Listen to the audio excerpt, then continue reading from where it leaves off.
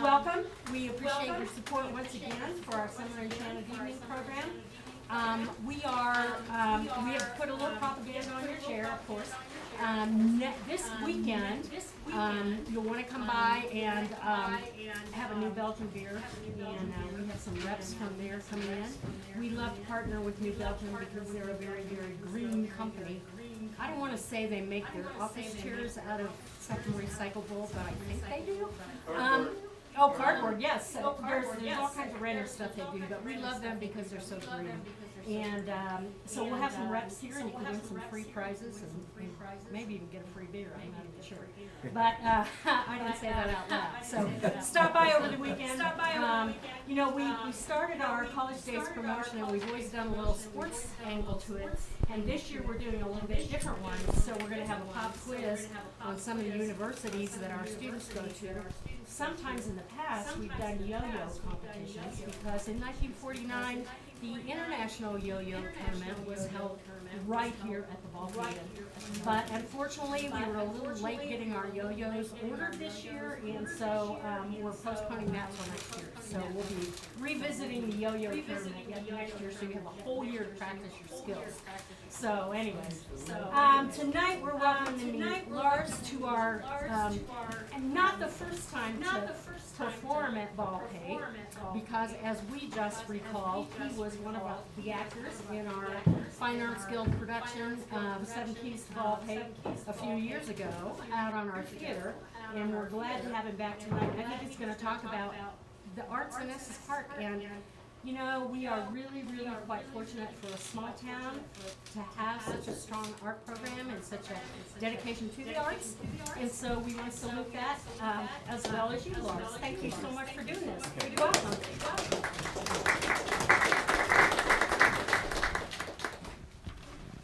A little bright light there. Well, thank you.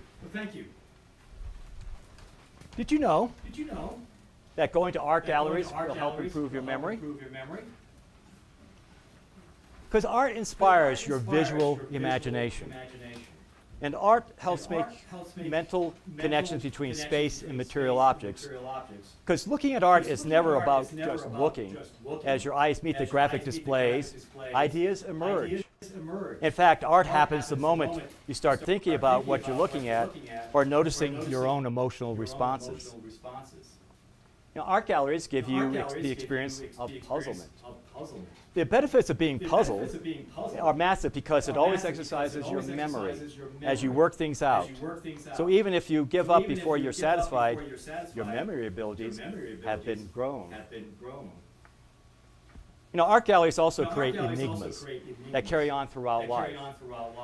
Looking at art not only forces you to create meaning and solve puzzles, it also creates unsolvable mysteries that you will carry throughout your life. Looking at art in galleries creates conflicting opinion. Conflicts like these are perfect for memory because you'll remember how you felt looking at the painting at a deeper level, and you'll have more interesting inner dialogues, which also encodes longer-term memories. Oh, thank you. Art galleries also inspire new ideas. You know, art galleries are really are idea-generating machines. After all, every piece of art started off with an idea, even if it was just an idea to throw paint against the wall. The more ideas you encounter and the more you play with those ideas in your mind, the more likely you are to come up with ideas of your own. Also, visiting art galleries gives you something more to talk about. You know, say, hey, did you see that gallery exhibit this week? It's a powerful conversation starter, for example. Plus, you'll be supporting the arts in your community by inspiring others to see the art and helping them experience a better memory in the process. Art at galleries exercise your ability to create meaning. Let's face it, a lot of art doesn't necessarily make much sense, at least until you give it some thought and learn how to interpret art. And believe me, interpretation matters. Creating meaning. To have created meaning, you have to remember the meaning you created. Ergo, going to art galleries, interpreting what you see is good for your memory. Actually, a lot more reasons why going to art galleries can improve your memory, because you see so much in art in so many different mediums that it gives you an incredible amount of exposure to vibrant information that you'll want to remember. Did you know that art is essential for good health? It stands to reason that we wish to have good health, but we must not only care for our bodies, but also our minds and our communities. Our well-being depends on our connections with, with others and our emotional state, along with our own physical fitness. Art positively impacts both individual and community well-being. Incorporating art into our own daily life, into our community, and in our own healthcare systems will help us all create good health. Here's some examples. Creating and viewing art increases relaxation, enjoyment, inner calm, and reduces stress. Art provides individuals a way to express thoughts, feelings, and emotions that may be difficult or impossible to communicate. Including art in healthcare settings improves the environment for patients and the healthcare staff. Art improves the quality of life for those with chronic health conditions. And public art creates gathering places in the community and encourages social connections, reducing isolation and makes community spaces more livable. Incorporating art in healthcare provides opportunities for artists to develop their practice, grow professionally, and contribute to the community. Art is also used to educate professionals. Analyze art provides them a new way of seeing, and then it helps them become more skillful at diagnosing patients. Creating and viewing art offers individuals opportunities for social interaction and community involvement. And connections with others is important in good health. Because unfortunately, nowadays we're kind of challenged with those kinds of things, the social interactions and so forth, but that's what art can do. Including art in healthcare allows healthcare professionals new tools for diagnosis and improve communication with a patient. And art is used to promote positive health messages, and it can help address public health issues. Did you know that art is essential to the human spirit? Art makes you think. It can take you places, makes you feel something, makes you look, can make you laugh. It makes you realize that people are fundamentally the same around the world and throughout all time. And certainly art lasts longer than most things. You don't need a language to understand it. It says things that words can't say. So what is art? Well, art is a diverse range of human activities in creating visual, auditory, or performing artifacts or artworks, expressing the author's imaginative, conceptual ideas or technical skill intended to be appreciated for their beauty or emotional power. And sometimes beauty is not the artist's ultimate goal. Art is often intended to appeal to and connect with human emotion. Artists may express something so that their audience is stimulated in some way, creating feelings, religious faith, curiosity, interest, identification with a group, memories, thoughts, or creativity. Art often does not aim to please the audience, but instead evoke feelings, reactions, conversations, or questions from the viewer. Art is usually about self-expression because artists have to feel strongly enough about something to try and put it into form that they, as well as others, can come to terms with. This product of self-expression can help others because there's always be people who feel the same way but cannot express it themselves. And these people will identify with the artist and draw encouragement, purpose, and excitement about the thing expressed. So let's take a look at the philosophy of art. The definition of art has been debated for centuries. And among philosophers, what is art? Is the most basic question in philosophy of aesthetics, which really means how do we determine what is defined as art? But this also implies two subtexts. the essential nature of art and its social importance, or lack of it. And the definition of art has generally fallen into three categories: representation, expression, and form. So let's look at art as representation, or mimesis. Now, Plato was the first to develop the idea of art as a mimesis, which in Greek means copying or imitation. For this reason, the primary meaning of art was, for centuries, defined as representation or replication of something that is beautiful or meaningful, until roughly the end of the 18th century. A work of art was valued on the basis of how faithfully it replicated its subject. While representational art still exists today, it no longer is the only measure of value. So let's look at art as expression, or of emotional content. Expression becomes important during the Romantic movement, which artwork expressing a definite feeling, as in the sublime or the dramatic. Artist's response was important, for the artwork was intended to evoke an emotional response. This definition holds true today, as artists look to connect with and evoke responses from their viewers. And then there's art as form.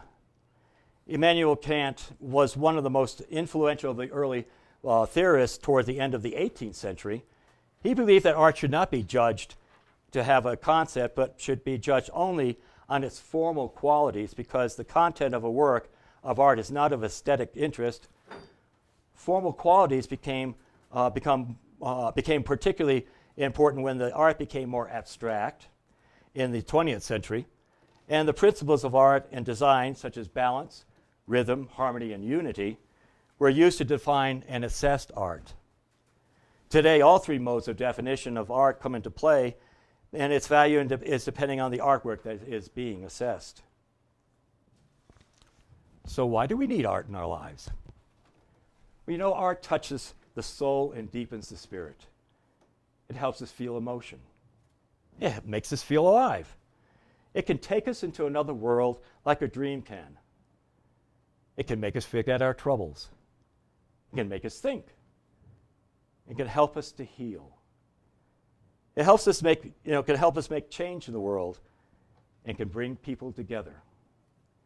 It can uplift the spirit. It can bring peace, and can be a legacy. It can help us get in touch with our deeper, higher selves. It can help us see the beauty around us, and to add beauty to our own surroundings.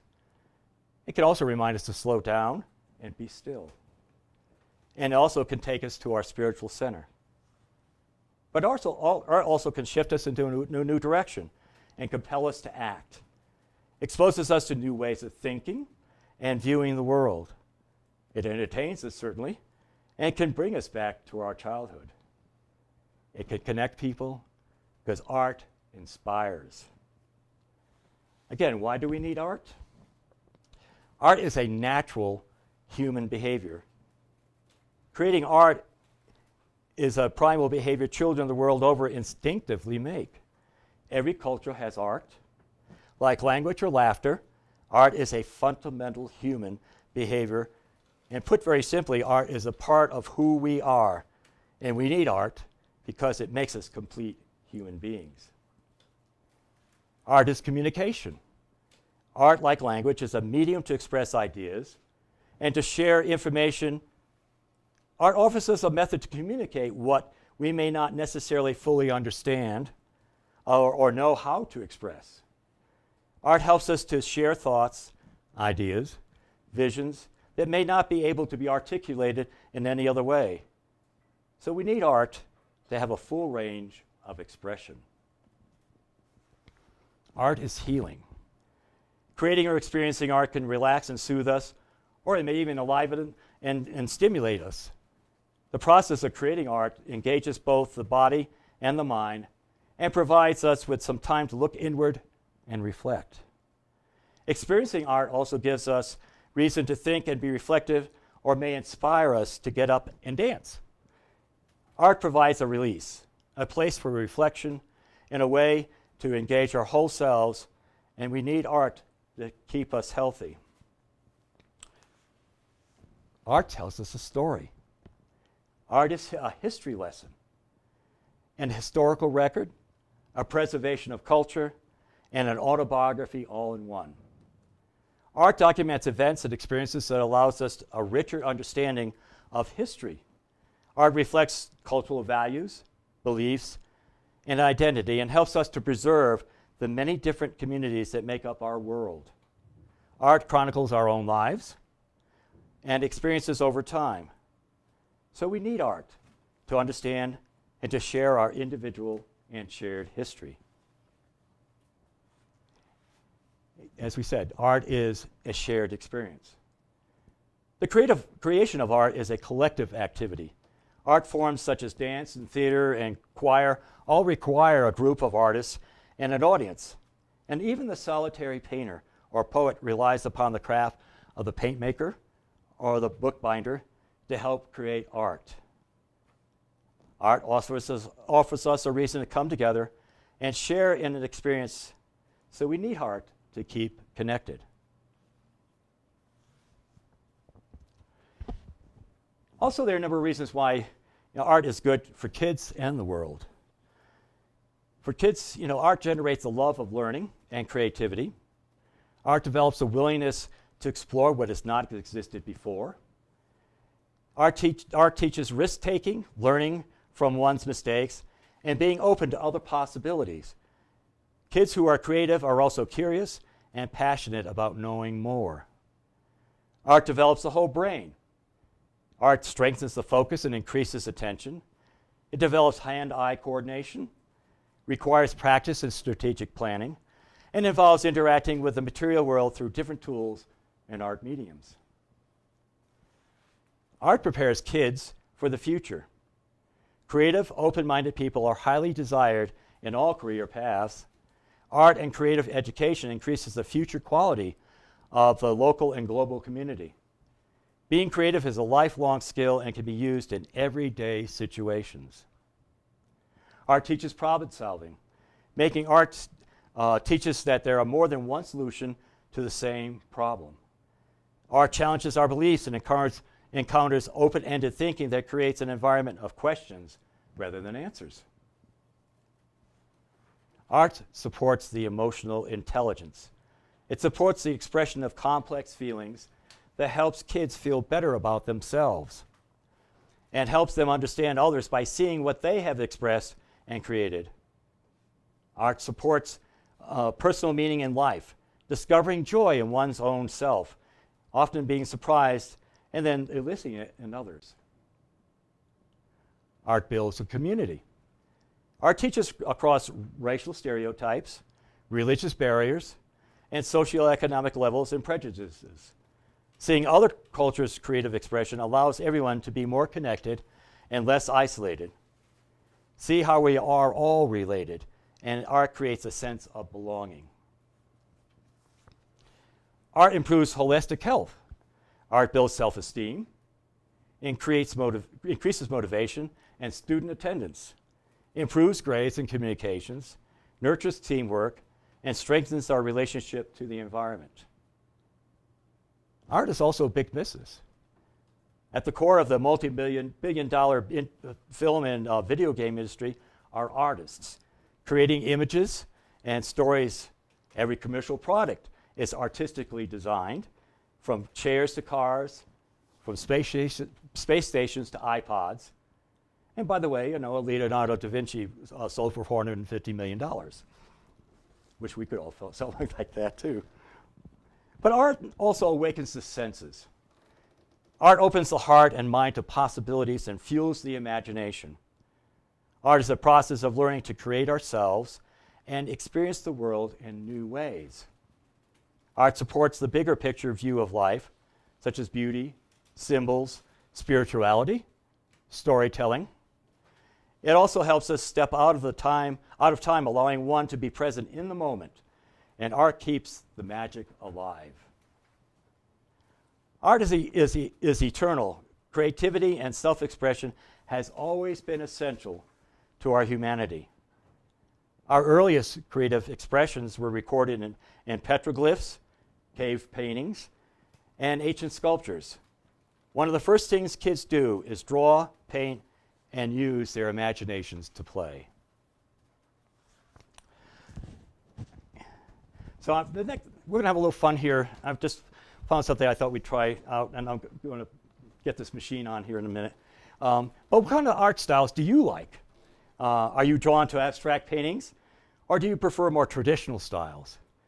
Does Impressionism drive you delirious with despair or with happiness? We all have preferences when it comes to what type of art we like. Art is a subjective matter and can bring out polarizing opinions. But can we determine anything about our personalities from what kind of art we prefer? There are studies that show certain character attributes can be revealed by what particular art styles we are drawn to. So we're going to look at 7 art styles and show what kind of personality traits they are connected to. So excuse me, let me get here and we'll show you some artwork as I go along. Give me a moment.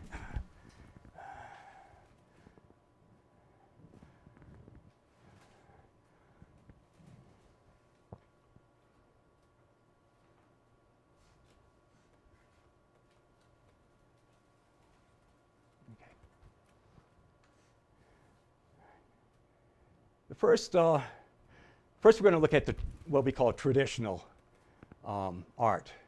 And here's a couple examples. Because many of us may be familiar with Rembrandt and Michelangelo. So by traditional art, we mean the old masters, such as Vermeer, Rembrandt, Michelangelo, Da Vinci, and others. People that naturally gravitate to works of art by the old masters tend to be rather conservative and older in years. They will follow rules without question and do not like to rock the boat.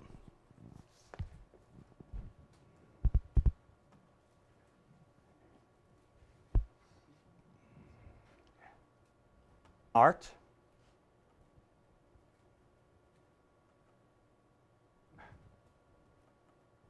There we are.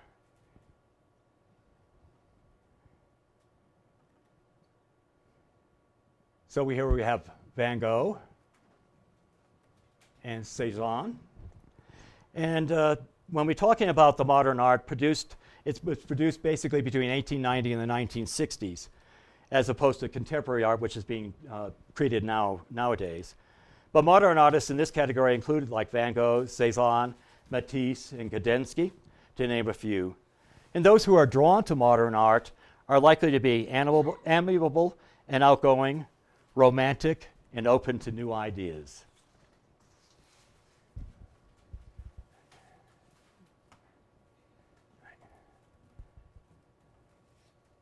Come on. All right, we're going to look at Renaissance.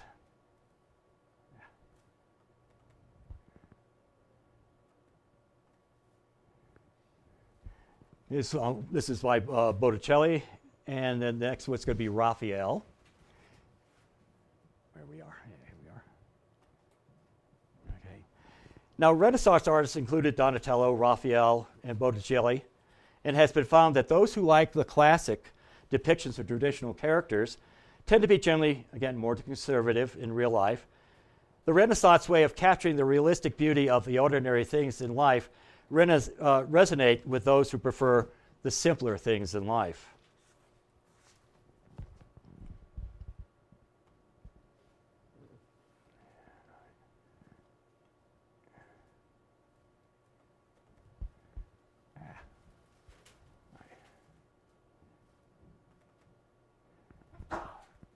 Now this is Impressionism.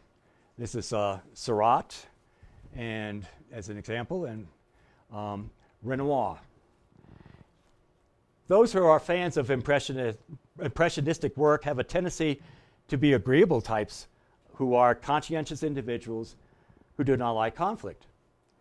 They are typically the ones who are trying to mediate between disagreements, and it's thought that the reason for this is the soft and muted tones of the impressionistic works are not offensive in any way.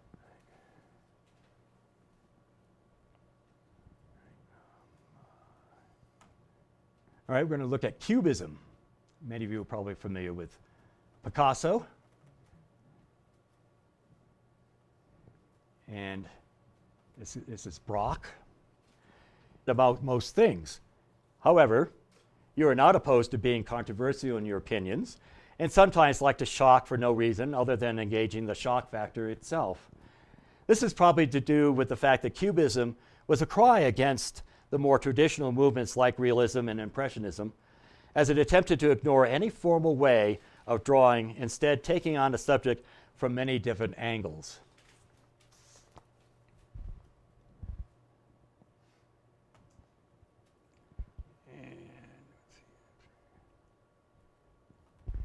Next, we're going to look at abstract art.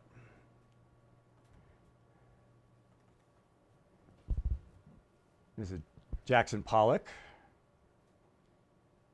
and Mondrian. Now, fans of abstract art,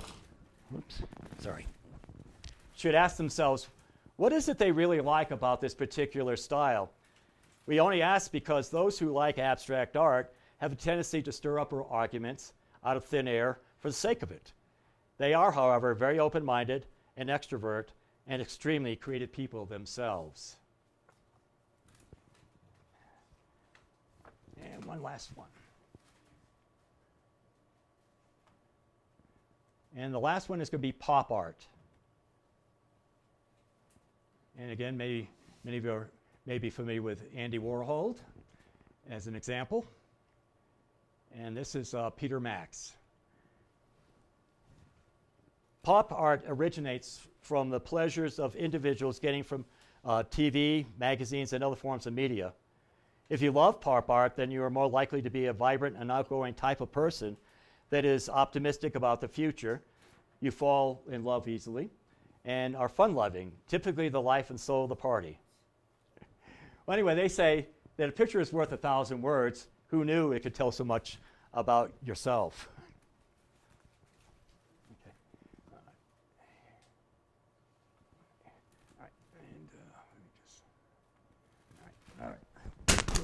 Sorry. No, the gallery used to be a place to go and meet up with friends, traditionally, and to be able to exchange ideas and build a community. You know, galleries are really one place to build a community, a real, true social network. Your art ecosystem introductions are important. Is one thing we can love about the arts, and I will stress here again, it's the community. You know, with the benefits of art, what art can bring to our lives, there's a means by which we can attain all these aspects without necessarily costing us anything. So let me introduce you to the Art Center of Estes Park. I'm the gallery manager there, so I've been there for about a year. And this is a program that's been in existence since 1987. And it was founded with a vision of several local artists, some of whom are still active today. The Art Center is a nonprofit 501c3 organization, and it's dedicated to the education and excellence of the visual arts. It's operated through artists and community volunteers, memberships, sales, and donations. The Art Center is very much involved in the community and also in holding different events. We annually provide a scholarship to a graduating senior to help them in their field of study of art. We hold children's art classes. Adult art classes are usually available throughout the year. We have a student mentor program where we have one of our artist members team up most of the time with a child, but it can be an adult too, to teach them their skills and sharing that kind of experience. We are participating members of the Arts Advisory Committee. We're also a member of the committee that's developing a monument to honor Estes Park women. We're also a founding member of the Estes Park Chamber of Commerce. We also conduct public awareness presentations such as I'm doing here tonight. We also, under normal circumstances, sponsor an annual art market in Bond Park. Many of you may have been there during the Memorial Day weekends. We also host what we call the Estes Valley Plein Air. It's a national paint-out event that we have attract a number of artists to come here to paint this beautiful area that we have here. We also sponsor the Face of Fiber exhibits. We participate in the monthly First Friday Art Groove, and we also give out a door prize during that period of time. We also promote and participate in the duck race ticket sales. And we try to develop collaborative efforts with other organizations to organize activities such as with the Estes Park Museum, different youth-related programs, and the schools. We feel like the Art Center has a nice selection of local artists. We have approximately 40 artists from the Front Range, and that cover a variety of artistic media at the gallery. Some of the participating members are nationally known artists. We have 8 what we call featured show exhibits annually. 1 or 2 artists may be featured in the main gallery, and occasionally a guest artist is invited to be featured along with one of the artist members, or in conjunction with a special exhibit, such as like the Face of Fiber. And as I said, we have one special exhibit, which is the Estes Valley Plein Air. We feel like we have a pleasing selection of art. Our participating artist represents a wide range of media, such as watercolors, oils, pastels, fiber, photography, wood, mixed media, etching, and more. You know, a significant amount of new work is displayed throughout the gallery for each of the featured shows. The displayed art appeals to a wide variety of tastes, and we feel it's affordable. We certainly invite you to come. How many have ever been to the art gallery? Okay, great. Well, we certainly like all of you to, come and view the different fine artwork that we have there, and also note certainly to shop for your home or your office or whatever too. We also welcome volunteers to help us with staffing the gallery and serving on one of our committees. And the new artists are juried on basis of overall quality of artistry. They have to be juried in. And they also, depending on the category they select, artists are required to staff the gallery and serve on the committee. So we're dependent on the artists to help run the gallery. I'm there as the manager, but it's always good to have someone out in the front to greet people. And as I said, many of you, if you've been there, you've experienced having someone there to show you around or explain what's going on. So actually, in the long run, we would certainly encourage that for memory's sake and for your good health and for your human spirit to come visit our gallery, or any gallery actually. Any questions or any comments? We have yeah. Sure. There was going to be a fundraiser. What's going on here is, if you haven't known, with the 100th anniversary of women getting the vote and all the other aspects of the celebration, the town, through the Public Parks Advisory Board, it developed a committee, for creating a Women's Monument Committee. And what this means is we're getting together and deciding what women we're going to honor. And we're going to put out bids to artists for them to come up with an idea of what kind of monument we're going to create to honor women. And so the Art Center has been hosting this committee meeting and being very much of a part of it and helping to promote it. And there's going to be a fundraising efforts shortly to do this. So we're in the process of selecting some of the women that we're going to honor. We're in the process of getting ready to kick off a fundraiser. And soon we'll be contacting artists and inviting them to come up with their own ideas, and then we'll have to select, the finalists and who is actually going to come up with it. The town has approved, and they also guaranteed a piece of property in which to put the monument on. So, having been in the arts in the past 8 years since I've been here, it's to get the town to finally begin to support the arts is really a major step, and we're very encouraged by what they're willing to do nowadays as well. So in the future, as time goes on, you'll be hearing more about this monument committee, and certainly maybe some of you may be able to be willing to donate towards that effort as well. I'll just share a couple other things about, how many of you ever seen our plein air event? Or participated in that yet? Okay. Now, unfortunately we can't do it this year, for obvious reasons. But normally what we do is we invite artists from different parts of the country. They have to apply, and they're juried in, and then they come and spend anywhere from 3 days to a week and a half with us. And we try to treat them well and give them different challenges to show their skills and talents. So we have different kinds of contests. We sponsor a poster contest right from the very beginning, so they can submit an image, and if we select the winning image, and that's used for our posters that we promote. We also work through Snowy Peaks Winery, who come up with a red and white wine for us, and use the poster we choose as the wine label. And then also, and like I said, we use it for promotions throughout the time that we sponsor the show. Plus, we also encourage them to do a nocturne painting, we do a paint our town, and a lot of it just so we can get them out exposed to the public so people can come watch and see what they're doing. And of course, they have 50-mile radius to paint within, so there's a lot of territory to cover, and hopefully get a lot of variety of type of artwork out of that. We also provide them with a little 4x6 frame and panel, and we encourage them to do a miniature. So, there are different things that we try to encourage and show their skills and talents for. And when I look at other plenary events, and especially out here in the West, I think we have a fairly comparable and more exciting in some ways type of opportunity for them to paint. And then we, how many of you have ever been downtown when we do the quick draw? Have you ever experienced that? Okay. What that is that the opening day that we have, that morning we meet downtown in Riverside Plaza. The artists have 90 minutes to come up with a painting, and everybody can wander around and watch them paint. And then we, once they finish that 90 minutes, we bring them up, put them on display, let the people come in there, and we auction everything off at that point.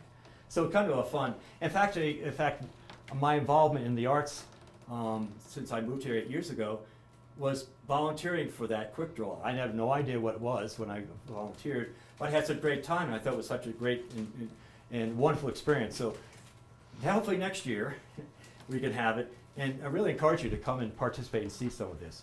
And then we have a grand opening that evening where we give out awards and also get to see all these artists and their work. So it's a nice long project for us to have. It's also raises some money for us. And it's really an exciting event. So usually we hold that in August. It's towards the end of August. As I said, this year, unfortunately, we were able to do that. One of the things I did want to just add, because of my own personal experiences about art, over the years ago, I used to be a social worker, and I used to work in the field of child abuse and neglect, and particularly specializing in child sexual abuse, which is not fun. But one of the important things I found out about the use of art is that it's oftentimes a real key way for kids to express what's happened to them, either through drawing, and sometimes we'll playing with dolls and so forth.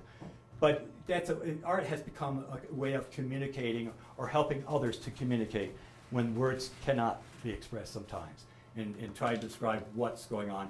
And so as a social worker, if a kid draws something, you help them to explain, what does that mean, who's this and who's that, and it really has proven to be a very important thing.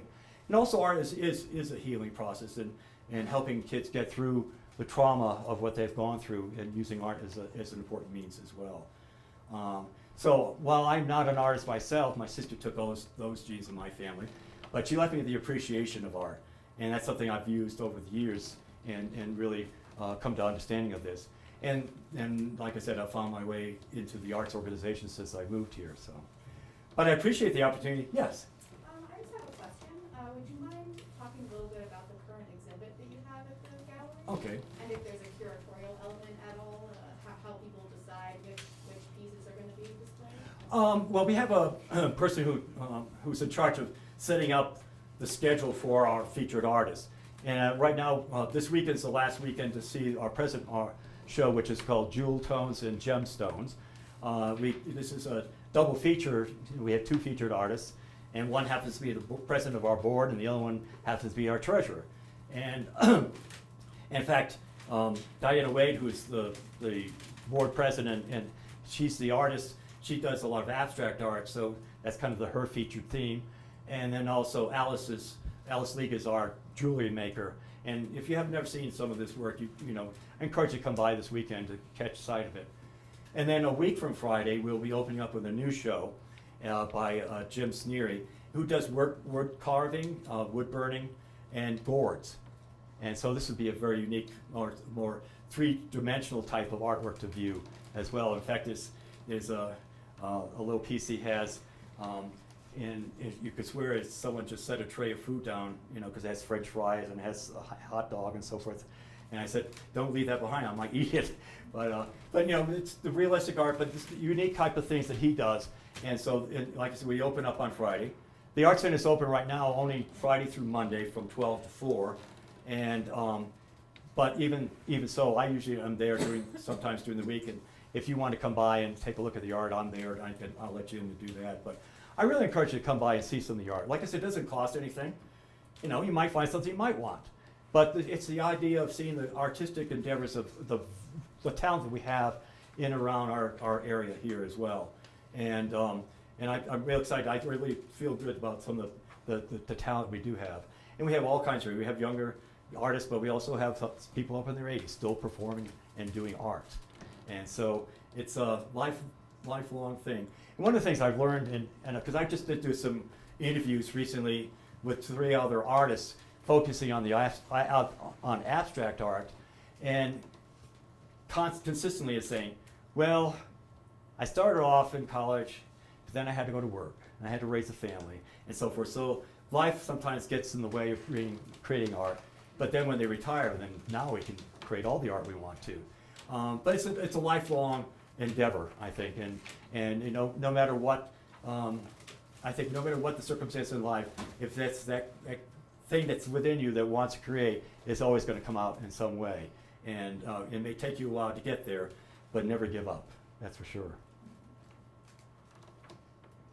Anything else? Well, thank you. I appreciate the opportunity to share a little bit with you. Are any of you artists? Play at it? What kind of art? I play violin. Violin. Okay. Well, see, that is an art. That's definitely true. She paints green giraffes. Green giraffes? Wow. I like to play with colors. Well, that's what's art about. You That's can. the plan. Well, thank you. Appreciate it. Sure.